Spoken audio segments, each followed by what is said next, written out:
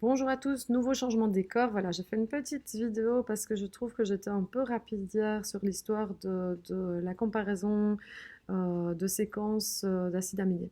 Donc je vais juste faire un petit rappel très bref.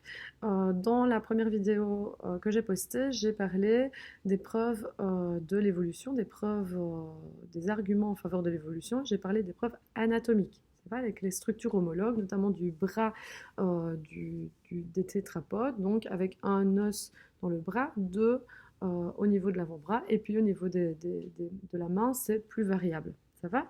Mais d'une façon ou d'une autre, donc ça, c'est des structures homologues qu'on retrouve chez les différents vertébrés qui ont évolué en fonction de leurs besoins, qui se sont allongés ou qui sont plus massifs, etc.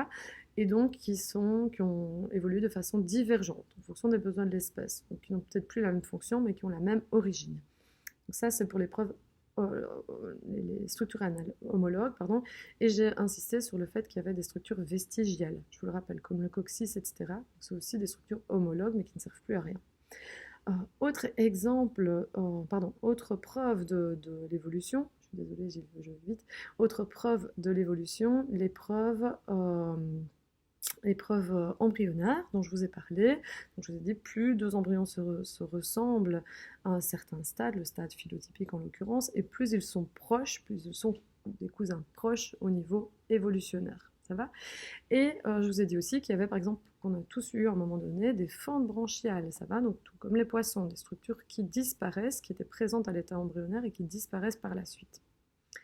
Alors, au niveau des preuves, ça c'est les preuves, donc on a vu les preuves anatomiques, d'accord, donc les structures homologues, les preuves embryologiques ou embryonnaires. Alors maintenant, les preuves biochimiques. Dans les preuves biochimiques, on a par exemple la sérologie comparée, ça j'ai fait une vidéo séparée là-dessus, et on a aussi la comparaison de structures homologues de différentes molécules, notamment les protéines. Dans mon cours, vous avez la comparaison de protéines qui sont des globines, les globines de différents vertébrés, en l'occurrence le thon, l'alligator, le dauphin, le chimpanzé, l'homme, le chien. Alors, on a pris donc les lettres chaque lettre indique un acide aminé.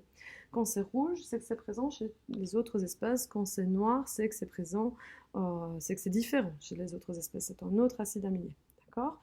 On a pris la globine de thon comme référence, ok? Donc, et on compare à cette globine de thon, c'est de l'alligator, du dauphin et d'autres espèces. Et on va compter le nombre de différences. En fait, cette globine, elle a, pour info, 153 acides aminés. Et donc, on va calculer le pourcentage de différence entre deux espèces. Ça va entre chaque fois le thon et, par exemple, l'alligator, le thon et l'homme, le thon et le chien. Et puis alors, on va faire la même chose pour le chien et l'homme, pour le chien et le manchot, etc., etc. Et on va arriver à ce qu'on appelle une matrice des distances. C'est le tableau que vous avez ici. Donc, si je prends chaque fois une espèce avec elle-même, le requin avec le requin, j'arrive à 0. Ça va, il n'y a pas de différence. C'est la même globine. Hein. Le manchot avec lui-même, 0. Logique. Alors, si je prends maintenant le requin avec le manchot, ben, vous voyez que j'ai 65,5% de différence. Soit j'aurais pu mettre un nombre d'acides aminés, soit on peut calculer un pourcentage. Pour faire ce pourcentage, eh bien, on fait le nombre d'acides aminés différents divisé par 153, excusez-moi, puisqu'il y a 153 acides aminés, et fois 100 pour avoir des pourcents. Ça va? Donc, soit on met directement le nombre de différences, soit on met ça en pourcents, la matrice des distances. Le but de ça, c'est de voir quelles sont les espèces les plus proches et quelles sont les espèces les moins proches. Donc il faut se dire, plus on a un ancêtre commun proche dans le temps, et plus on est proche au niveau de la filiation. Ça va? Donc par exemple ici, si je regarde un petit peu au niveau des chiffres, eh bien le plus petit nombre que je vois, c'est 0,7. 0,7% de différence, c'est entre l'homme et le chimpanzé. Ça peut dire que les deux espèces étudiées les plus proches sont l'homme et le chimpanzé. Donc l'ancêtre commun à l'homme et au chimpanzé est assez proche dans le temps. Si je prends par exemple, l'homme et le chien, l'homme et le chien, je vais aller lire comme ceci, l'homme et le chien, j'ai 15,2% de différence. Okay, l'homme et le requin, 60,7% de différence. Ça veut dire que l'homme est beaucoup plus proche du chimpanzé qu'il ne l'est du chien et qu'il ne l'est encore du requin. C'est le requin que j'ai dit? Oui, voilà. Donc à partir de ça, on peut faire ce qu'on appelle des arbres phylogéniques, comme vous le voyez ici, ça va, avec l'homme et le chimpanzé qui sont très proches, qui ont un ancêtre commun proche dans le temps, le dauphin qui n'est pas très très loin de l'homme et du chimpanzé, mais l'ancêtre commun est plus loin dans le temps, malgré tout. C'est encore plus éloigné du chien, vous voyez, l'ancêtre commun est un peu plus loin dans le temps, etc. etc. Et on peut même avoir une idée de ce temps, ça va, suite aux mutations, parce qu'on, enfin voilà, je ne vais pas rentrer dans les détails, mais on peut calculer ça au niveau du temps. Alors on peut faire de la comparaison de séquences au niveau des protéines, c'est intéressant, mais on peut surtout faire la même chose au niveau de l'ADN. Donc au lieu de comparer des acides aminés, les 20 acides aminés, on peut comparer les 4 bases de l'ADN ATCG. C'est plus intéressant encore, pourquoi ?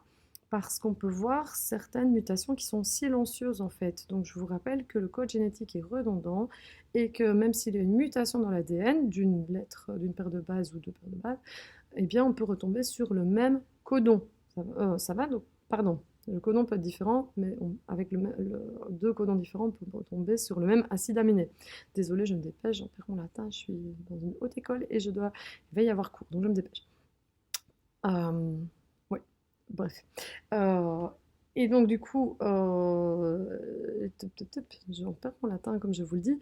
Et donc du coup, si les mutations silencieuses, eh ben, avec l'ADN, on la voit. Ça va? Donc ça permet de voir encore plus les liens de parenté et de ne pas passer au-dessus, enfin voilà, de ne pas passer outre ces mutations silencieuses qui pourraient être cachées. Voilà, je vous remercie de votre attention. Donc on peut comparer l'ADN, on peut comparer les protéines. C'est encore mieux l'ADN que les protéines. Voilà, j'espère que vous avez compris le principe de ces comparaisons de matrices des distances. Je vous souhaite une bonne journée. Au revoir.